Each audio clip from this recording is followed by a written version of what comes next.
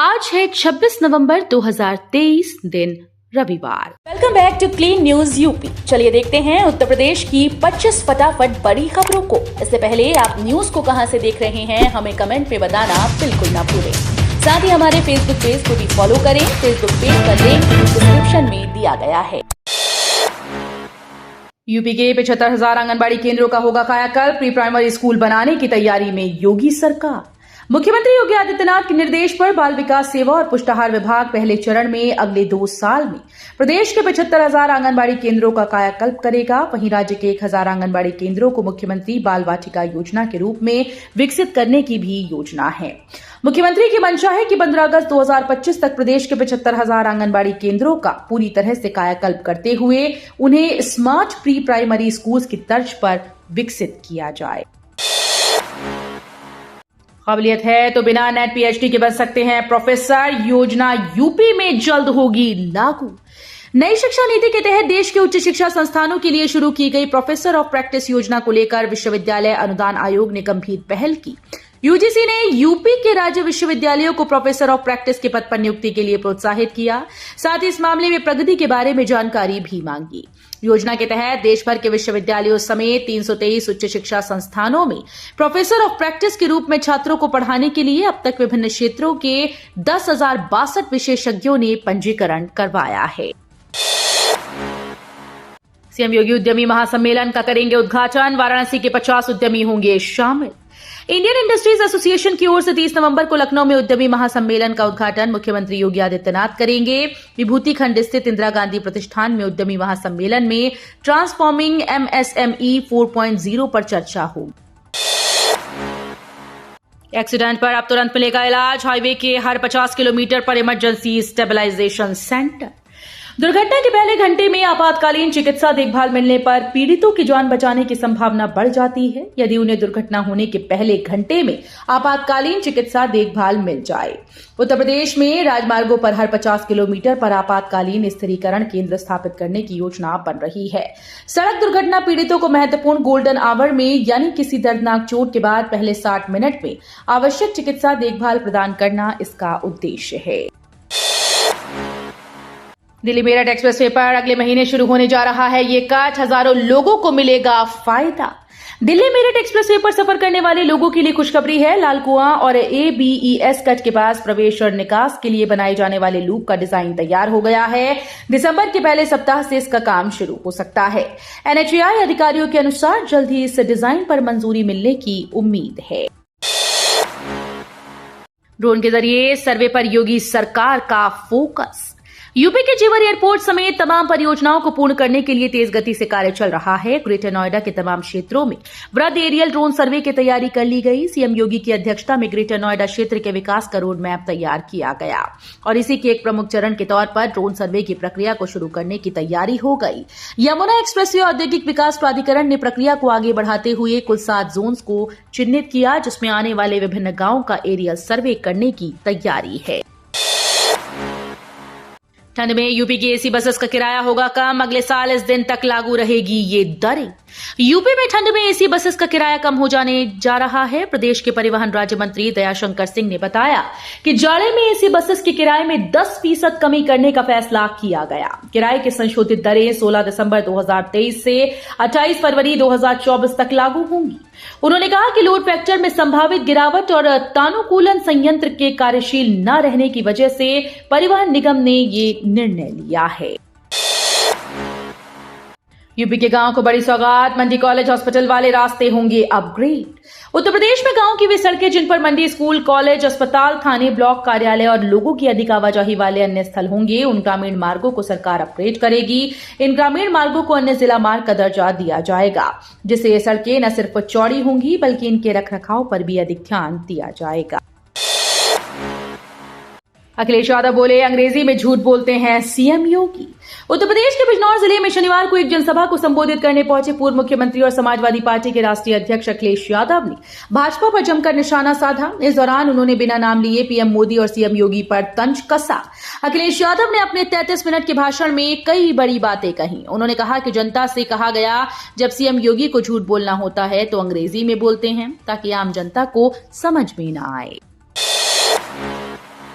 सदन में मोबाइल लेकर नहीं जा सकेंगे नेता। 66 साल बाद नए नियमों से संचालित होगा सत्र। उत्तर प्रदेश विधानसभा का शीतकालीन सत्र आगामी 28 नवंबर से शुरू होने जा रहा है। 66 साल बाद योगी सरकार में विधानसभा सत्र नए नियमों के साथ संचालित होगा। पिछले सत्र में बदलाव को अनुमति मिलने के बाद अब इस सत्र से इन्हें लागू कर दिया जाएगा। इसके अंतर्गत अब नेताओं को सदन में मोबाइल फोन ले जाने की अनुमति नहीं होगी। देव दीपावली के साक्षी बनेंगे 70 देशों के राजदूत। क्रूज पर सवार होकर करेंगे गंगा की सैर। अर्धचंद्राकार घाटों पर सजने वाली दीपमाला के साक्षी 70 देशों के राजदूत बनेंगे। इनके साथ ही 150 विदेशी डेलीगेट्स भी देव दीपावली की छठा निहारेंगे। जिला प्रशासन की ओर से इसकी तैयारी शुरू हो गई। उपनिदेशक पर्यटन आर के रावत ने बताया कि मेहमानों के स्वागत में एयरपोर्ट पर सांस्कृतिक कार्यक्रम होंगे। पीजी के छात्रों को यूजीसी नेट की फ्री तैयारी कराएगा यूपी का ये विश्वविद्यालय। दीनदयाल उपाध्याय गोरखपुर विश्वविद्यालय में विभिन्न विषयों से परास्नातक कर रहे मेधावी विद्यार्थियों के लिए अच्छी खबर है। अब विश्वविद्यालय द्वारा उन्हें निःशुल्क नेट और जीआरएफ की तैयारी कराई जाएगी। ये संभव हुआ है प्रधानमंत्री उच्चतर शिक्षा अभियान से। शासन ने कुल निःशुल्क कोचिंग के लिए 32 लाख रुपए स्वीकृत किए। कोरे में ट्रेन हादसे रोकने के किए गए इंतजाम। इस खास सेफ्टी डिवाइस से होगी मदद। कोरे में ट्रेन के सुरक्षित परिचालन के लिए रेलवे ने अलर्ट जारी कर दिया। कैंट, बनारस, वाराणसी सिटी से चलने वाली ट्रेन के लोको पायलट को फॉग सेफ्टी डिवाइस दी गई। वहीं अधिकारियों को नियमित फुट प्लेट इंस्पेक्शन के निर्देश भी दिए गए। जीपीएस से जुड़ा फॉग सेफ्टी विशेष डिवाइस इंजन में लगाया जाता है। ये सिग्नल से काफी पहले उसकी लोकेशन बता देता है। तब दृश्यता कम होने पर ट्रेन की गति पर नियंत्रण रखना और रेड सिग्नल होने पर आउटर पर गाड़ियों को रोकना संभव होता है।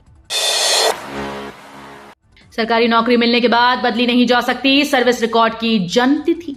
इलाहाबाद हाईकोर्ट ने एक महत्वपूर्ण निर्णय में कहा कि सरकारी सेवक द्वारा सेवा में आने के समय दर्ज कराई गई जन्म तिथि सभी उद्देश्यों के लिए अंतिम रूप से मान्य होगी। इसे बाद में किसी भी कारण से संशोधित नहीं किया जा सकता। यह आदेश न्यायमूर्ति मंजीव शुक्ल ने दिया। इसी के साथ कोर्ट ने सहायक अध्यापिका कविता कुरील की जन्म तिथि में संशोधन की मांग में दाखिल याचिका खारिज कर दी। यूपी पुलिस मृतक आश्रित एसआई भर्ती का फाइनल रिजल्ट uppbpp.gov.in पर घोषित। उत्तर प्रदेश पुलिस भर्ती और प्रोन्नति बोर्ड ने यूपी पुलिस मृतक आश्रित उप निरीक्षक भर्ती 2022 अनुकंपा नियुक्ति का फाइनल परिणाम घोषित कर दिया। यूपी पुलिस एसआई अनुकंपा नियुक्ति भर्ती के लिए विभिन्न चरणों में हुई परीक्षा में भाग लेने वाले अभ्यर्थी अपना रिजल्ट UPPBPP की ऑफिशियल वेबसाइट पर चेक कर सकते हैं। डेस्टिनेशन वेडिंग के लिए काशी बनी सबसे पसंदीदा जगह। जयपुर गोवा को भी पीछे छोड़ा। बॉलीवुड से शुरू हुआ डेस्टिनेशन वेडिंग का क्रेज इन दिनों आम लोगों के बीच पहुंच गया। डेस्टिनेशन वेडिंग के लिए अब काशी सबसे पसंदीदा जगह बन गई है। जयपुर, उदयपुर, गोवा छोड़ अब लोग काशी में 7 फेरे लेने की चाहत रख रहे हैं। यही वजह है कि नवंबर में शुरू होने वाले इस हालत के लिए काशी के होटल्स, लॉन और रिजॉर्ट बुक हो चुके हैं। शहर के 5 सितारा होटल्स में करीब 80% की बुकिंग हो गई है।